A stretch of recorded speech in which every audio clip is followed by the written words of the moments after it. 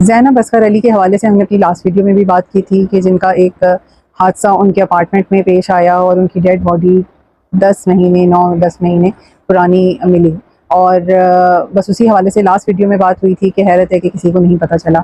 बाकी जो मैटर्स होते हैं वो न्यूज़ चैनल्स से रिलेटेड होते हैं डिस्कस करने के कि क्या उसमें इन्वेस्टिगेशंस हुई, मज़ीद अपडेट्स जो भी होती हैं। तो हम जो हम डिस्कस करेंगे, हम वो चीज़ें मैं उन पॉइंट्स पर थोड़ा सा अपना पॉइंट ऑफ व्यू शेयर करना चाह रही हूँ कि जब उन्होंने ये डिसीजन लिया और जो कुछ हुआ, जिस तरह से हम जिस डिफरेंट जगहों पे कमेंट्स में पढ़ रहे होते हैं लोगों की, देखने वालों की राय कि उनके पेरेंट्स जालिम थे या उनके हवाले से जो भी चीज़ें हुमैरा के हवाले से हैं वो हम डिस्कस करेंगे। और कमेंट सेक्शन ऑन है, आप अपना पॉइंट ऑफ व्यू शेयर करना चाहें तो आप अपना भी उस पर शेयर कर सकते हैं। बाकी अगर वीडियो पसंद आए तो ज़रूर सब्सक्राइब कीजिएगा, कनेक्ट रहिएगा वीडियो के एंड तक। शुरू करती हूँ रब्बी जलील के बाबरकत नाम से जो दिलों के भेद खूब जानता है। देखती आंखों सुनते कानों, आप सबको मेरी तरफ से अस्सलाम वालेकुम वरहमतुल्लाहि वबरकातुहू। इस दुआ के साथ कि अल्लाह ताला आप सबको, आप जहाँ कहीं भी हैं, खुश रखे, आबाद रखे, सेहत के साथ, अपनों के साथ, आमीन सुम आमीन।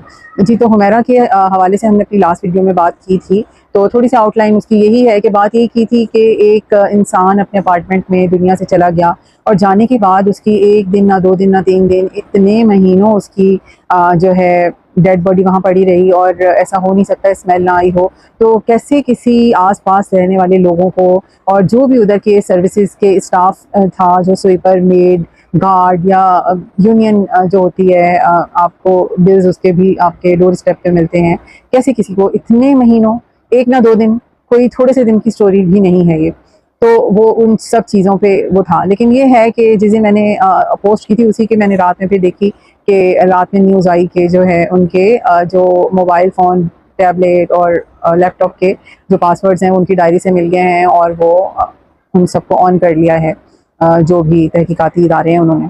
तो बस वो चीज़ें हैं। वैसे इन्वेस्टिगेशन का हिस्सा तो जितने भी अपार्टमेंट में रिहायशी हैं उन सबको भी बताना ही चाहिए कि स्मेल कैसे नहीं आई। ज़ाहिर है ऐसा हो नहीं सकता। तो ये भी है कि ज़ाहिर है कि कोई इन्वॉल्व तो नहीं होगा, क्योंकि वहाँ के रहायशियों ने कहा है कि लड़ती झगड़ती भी थी। तो इसका मतलब है कि वो कहीं ना कहीं एक हाइपर टाइप की मिजाज की मालिक थी। और इतना ज़्यादा हो सकता है नहीं, एनजाइटी भी थी उनको और अपने मदर से बात करती थी। और जिस तरह उनकी लास्ट जो भी वो चीज़ें हैं जो घर भाभी की तरफ से भी जो पता चली हैं उसमें यही वो कह रही हैं कि अम्मी उनकी यही बता रही हैं, वालदा जो है हुमैरा की, कि उन्होंने परेशानी बताई थी लेकिन घर वालों को बताने से मना किया था।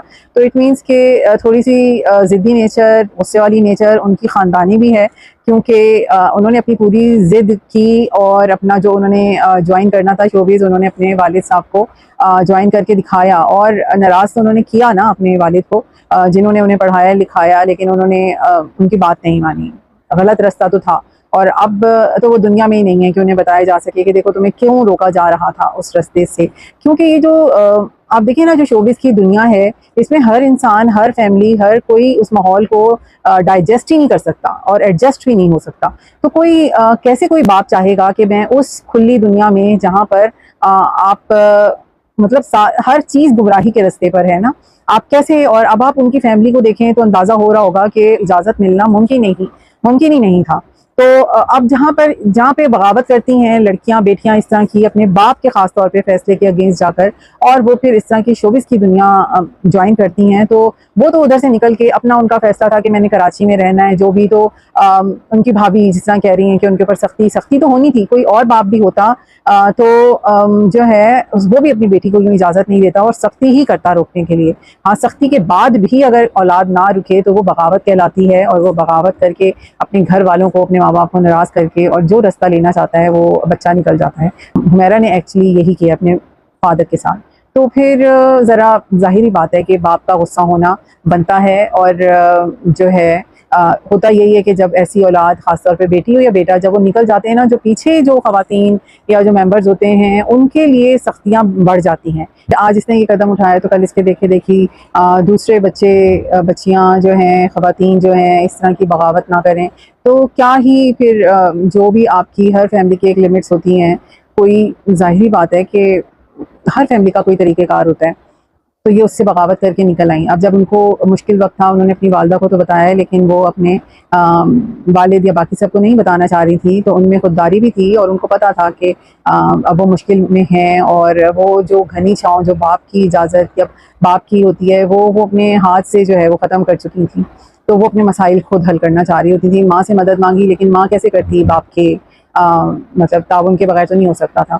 तो बहुत सारी चीज़ें हैं, लेकिन मैं यही कहूँगी कि अभी जो उनकी फ्रंट पे आके भाभी बहुत कुछ बता रही हैं, लेकिन वो बहुत कुछ छुपा भी रही होंगी।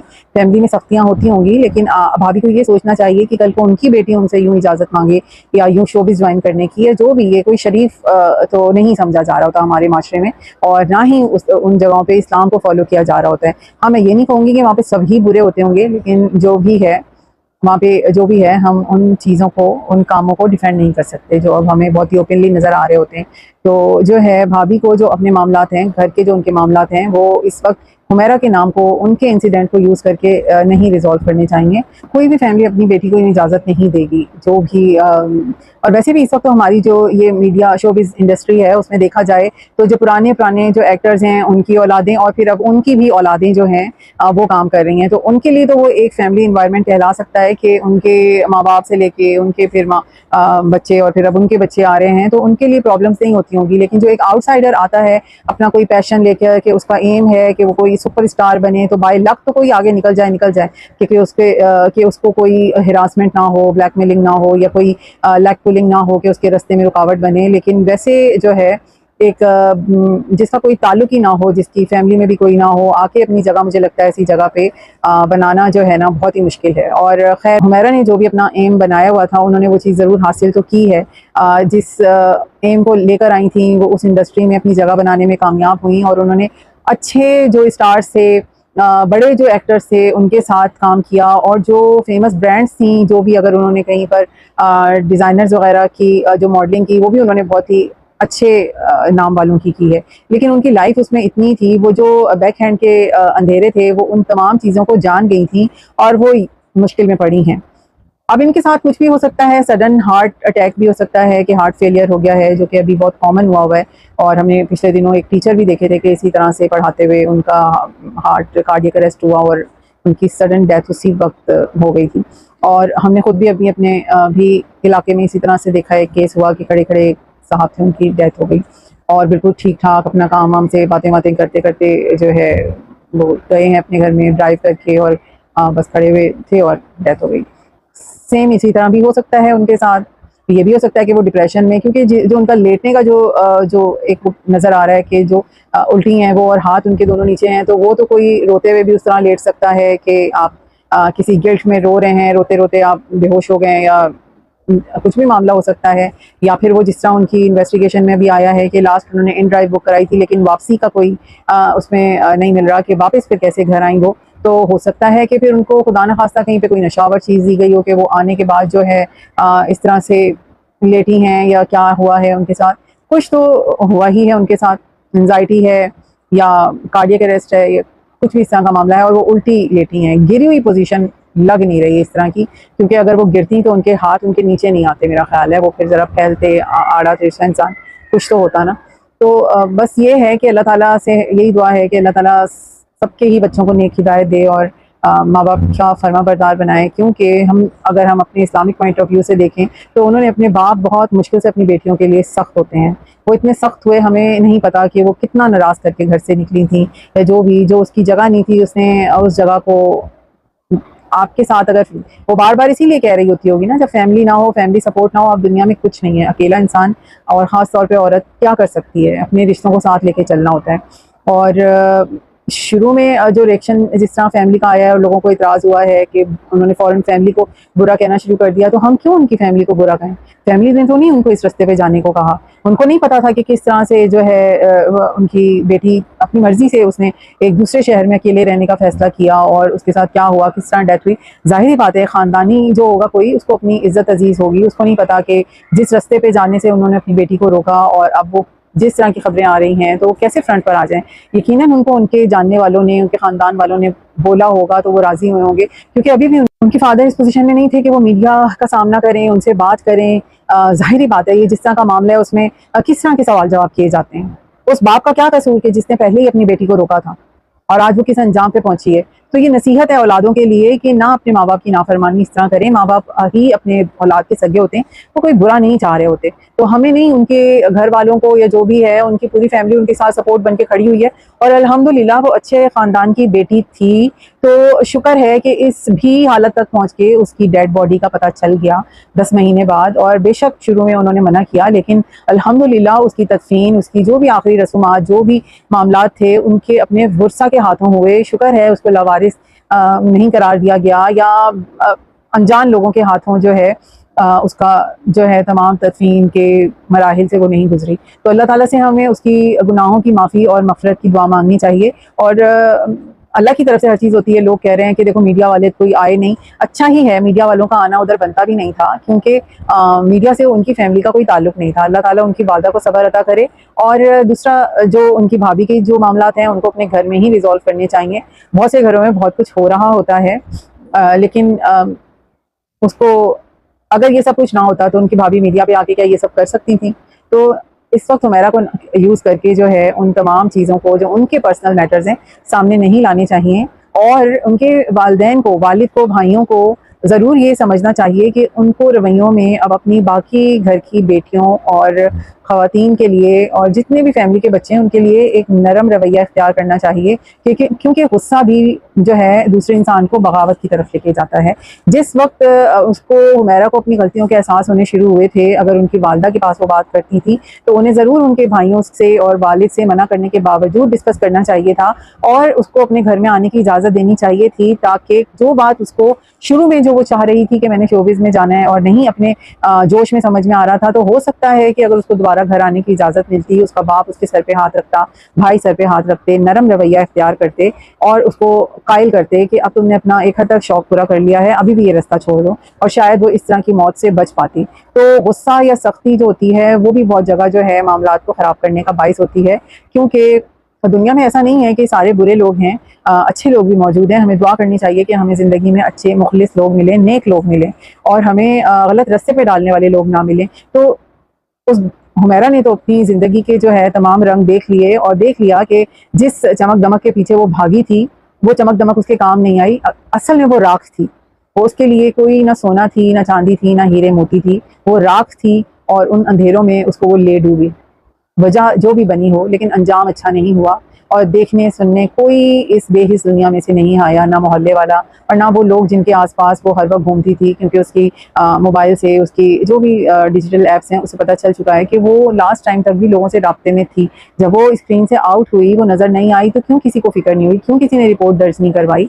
और हो सकता है किसी न किसी को उसके वालिदैन का पता हो, क्यों किसी ने राब्ता नहीं किया? तो ये दुनिया किसी की नहीं है। अपने माँ बाप के अगेंस्ट जाके खुदारा इस तरह के गलत फैसले ना किया करें कि उनको इतना नाराज़ कर दें, इतना नाराज़ कर दें कि उनकी दुआएं आपसे दूर चली जाएं। और बाप की नाराज़गी जो होती है ना, वो बहुत मुश्किल से होती है। बाप नाराज़ नहीं होता, लेकिन अगर नाराज़ हो जाए तो फिर ऐसा ही नाराज़ होता है कि जैसा टूटा हुआ बाप हुमैरा का था।